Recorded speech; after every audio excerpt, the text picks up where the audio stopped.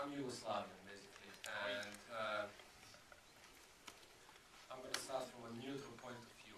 My father is Hungarian, my mom is Croatian. I was born in Belgrade, so I'm one of the last Mohicans, and I'm Yugoslavian. Don't ask me on my Serb or Croatian. From my point of view, this was like Bosnians are okay, Serbs are bad, and what was happening in the movie. So I just want to ask you, from your point of view, what was the idea and which direction did you go to do the movie as a documentary? Well, obviously, if you look to the history of Bosnia and Herzegovina, there is probably three different histories. There is a history that goes aligned with every ethnic group, and the history that every ethnicity really believes strongly and somehow is going against the other two. And this is something that is happening naturally, because obviously you're born Muslim, or you're born Croat, or you're born Serbs. So it's something that you can't go against today. And I've always been really fascinated by the beauty of a lot of movies coming from Yugoslavia. And I always thought that, again, great directors from Yugoslavia, especially from Bosnia, they were naturally already behind the line because of the pain that they had to go through during their life, because of the story they went through, and so on. So basically, I really wanted to be almost from the outside. I wanted to place myself in the middle, and the first time that I heard that it was, never before a movie where, a Croatian story was next to a Serbian story and next to a Muslim story. I thought that was the most important thing that, was needed, and that was my goal. So I never really wanted to put myself in the position to say, this is my vision. This is, only the director point of view, but I was placing myself in the middle of them. I went through many Muslim, Croats, and Serbian NGOs, trying to get from their perspective the best stories, or the story that was never told before. And then, I really wanted to leave them the possibility to bring the story involved. And that's the direction I took from the beginning. After making all this movie, what is your honest opinion of what was happening back in the 90s? I think that doesn't matter. If you keep going, looking back to the 90s, you never move on. It's something that I really felt strongly, especially with the young generation, with the teenager. At the beginning, there was a very strong hate against me from every single of them. And slowly, building up, you spend months with them, you suddenly show them that you are interested about their story. You don't only want to know about the story of the parents, but about them, who they are. Most of these kids, they didn't even were born before the war or during the war. So it was a process to discover for myself as well that the history of Bosnia is important to be recognized and to be memorized, but especially for the youth, they need to look to each other on the equal level. And if you always question yourself who had more victim or who was the bad guy, then you go back. You always keep on stepping back to the same position from where you will never move on. And I think especially the youth are the only one who today in Bosnia can really make a point and get closer to each other. And look at the future. For me, the fascinating and really nice positive thing in the movie was that post-conflict research center that they talk at the end, and then they come together and all that. Was that the first thing that it happened, or is it's an ongoing thing? Or? No. Actually, the second producer, the Bosnian producer of the film, is running this organization, and was never planned to film, that event. Was never planned that Luka, Tatjana, and Kemal, they were supposed to go at the event itself. It was purely, by coincidence that I was there during that period, and to discover, the discovery of the character of the movie to be, so timid and shy in front of me, and suddenly be able to speak in front of 200 people about, things that they were sharing all together. This was mainly with youth. It was very impressive, and I thought, I want to say I dreamed that the reason why they were there was as well because they went through a 6-month process of doing this movie. And I'm saying this only because all of them at the beginning, they were really, really against, especially talking about stories of their own, connected to their own family. To see themselves there at this conference, to just share their emotion, it was a beautiful moment. I took it out from the What do you think? Shouldn't be mixed, simply. I mean, I grew up in communism. During Tito, it was no Serbs, Muslims, Croats, and things like that. In fact, during the war, two of the Muslims came to Belgrade and lived with me because they couldn't live in Bosnia. So for me, that was very strange that 200 kilometers away from us, there was a war because of the free ethnic religions. So for me, I will be still proud until I have my blue Yugoslavian passport, and I will always say that I'm Yugoslavian. I don't want to honestly pick sides. My last question is just about music. Who picked the music? Because you have Azra, you have Balašević. I did. Through the years, I can discover some of the. Did you like it or I love it. I love Yes. it. That is Thank you. from my point of view. That's the most positive thing. What I've seen in that movie, because Azra, the song that you heard probably in the movie is called Balkan, and that was like a hymn back in the 70s, and it was like a. It's not Party Breakers. It's not Bijelo Dugme. It's not Ekaterina Velika. He's a Croat actually, and he was singing about Yugoslavia. And then you have Balašević, who is singing "Don't Break My Trees," which is a very powerful song in the right moment. And I found very interesting that even a 16 years old Croatian like Luka was totally in love with such a song, you know. And the first sentence of his interview was about the Yugoslavia of Tito, and it was impressive that a 16 years old teenager is having such a vision in his mind. Okay, I'd like to open it to the public now, and let's start with questions. The line that I'll remember most of all came right at the beginning from Kemal. Looking at the news here recently with children who had so much stealing more, and then hearing him who had so little and had lost so much, including his mother and his leg, to hear him say, "I will continue to live my wonderful life," that's probably the image and the line that I'll take away most from it. What did you think, or what did you feel when you heard him speak like that? Probably asked myself if I was supposed to keep going, doing such a documentary, if it was time to stop.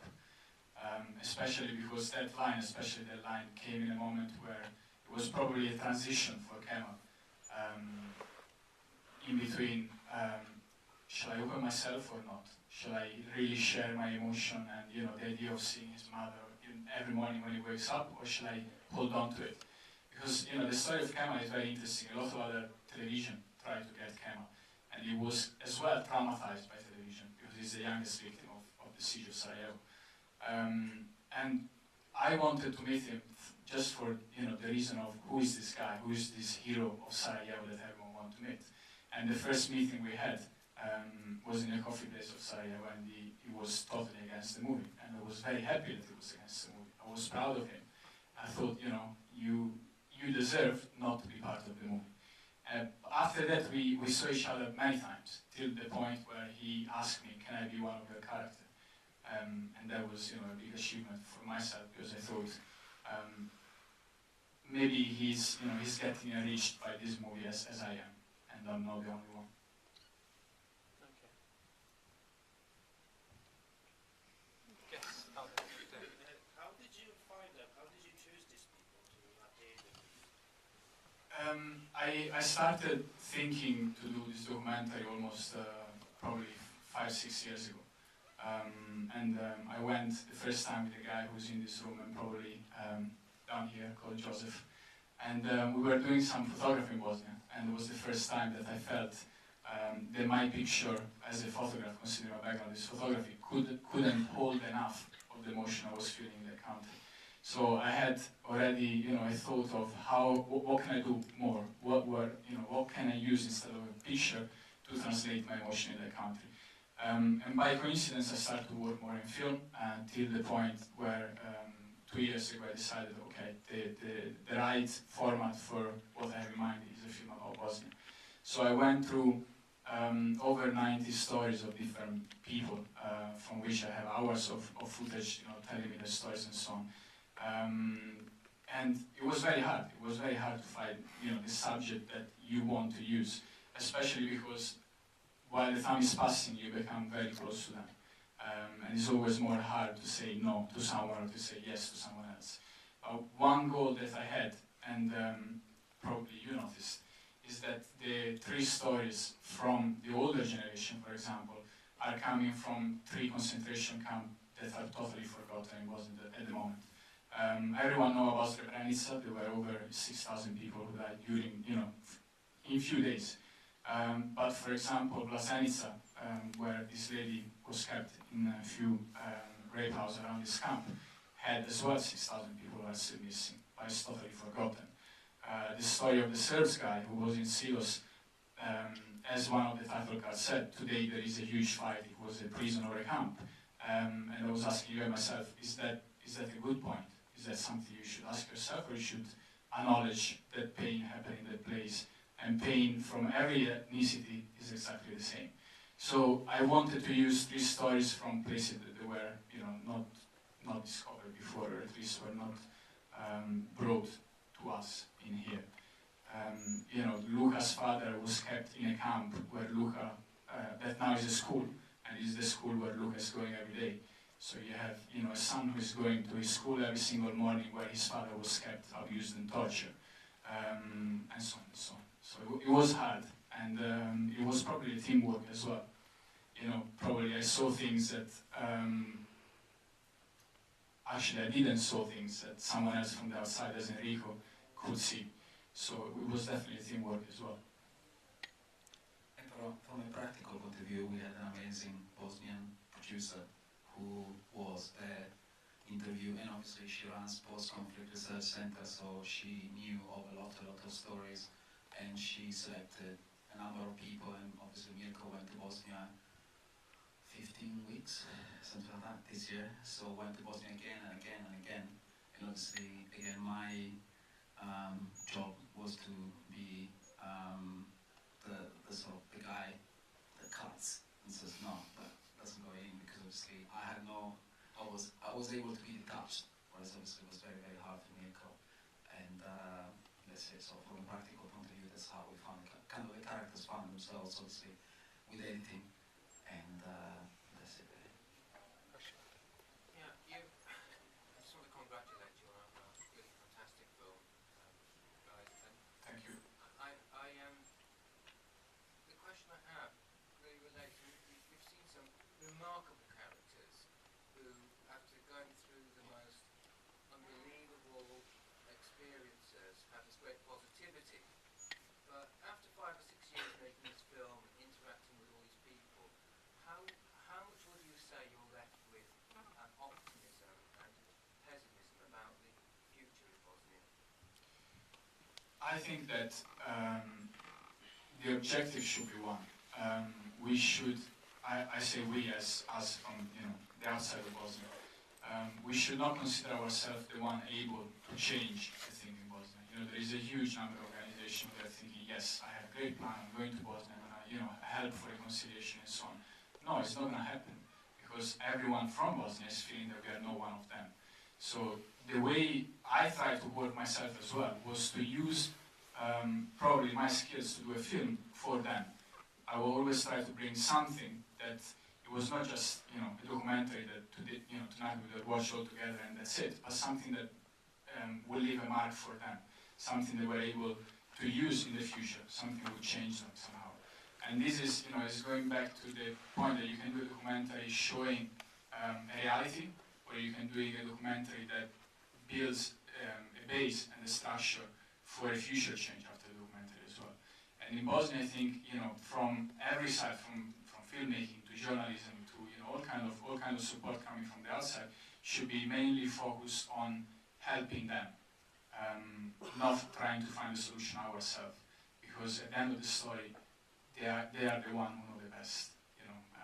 So I think that the mission for people like you, because I know the work you're doing, should be to bring the best of yourself to them, and to allow them to utilize your skills and your capacity to build a better future. The second question, if there is my vision about the future in Bosnia at the moment. Probably, I think that I felt, and I think that there is an ongoing underground war in Bosnia. And the reason why there is such a war is because there is a constant blaming to each other instead of moving towards acknowledging what happened to each other.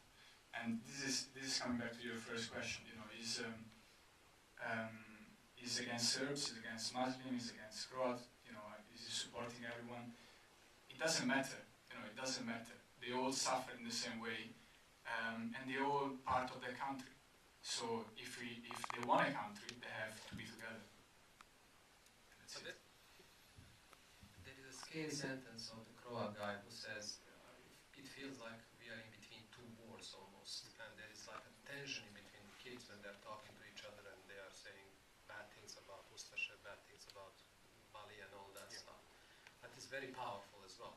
I mean, did you feel that while you were filming? I mean, Dani Stanovic done the movie No Man's Land, which has a famous sentence, who started the war, and he won the Oscar for that. I mean, it looks like it's still like who started the war, who's the guilty one. Yeah.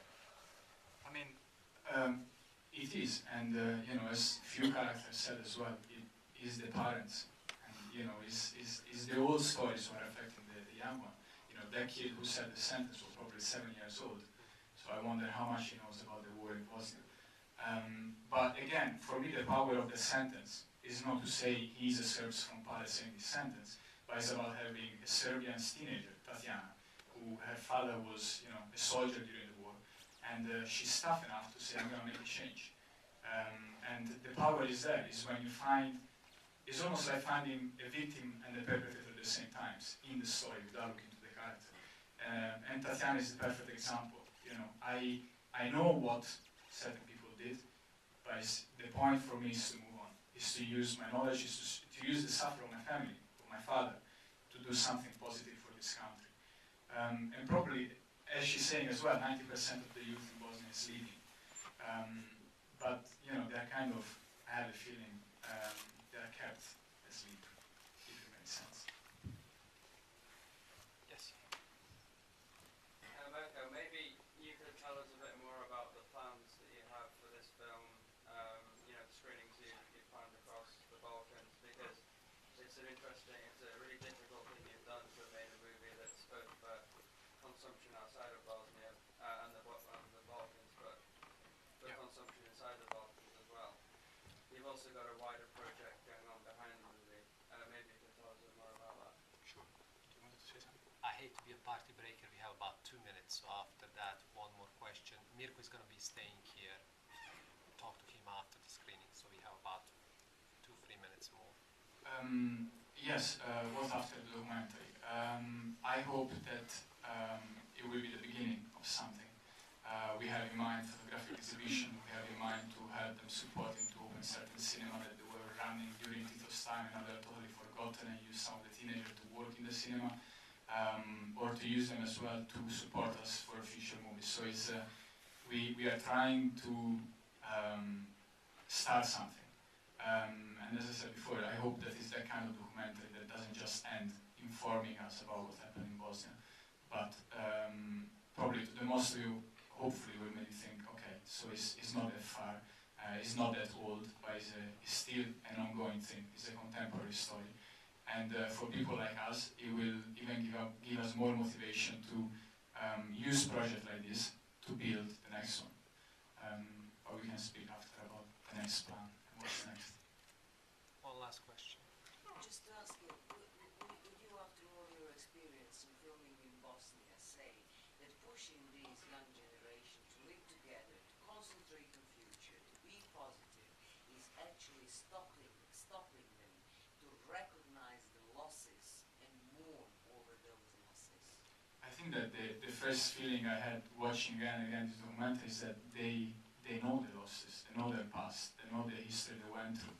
And that's something that no one can take out of them.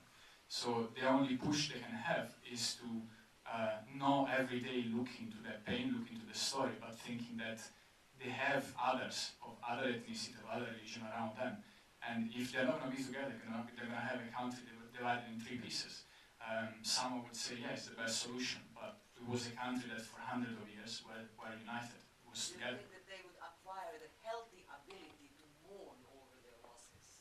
Because it was exactly what it was in the former Yugoslavia. It was a volcano in hibernation because everything was put into the past and it was burning underneath and it exploded into this war.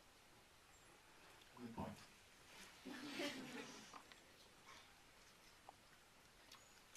Unfortunately, we will have to break it up. Mirko, Enrico, and everyone will stay here. They are mingling in the foyer. I would just like to mention it is a brave project.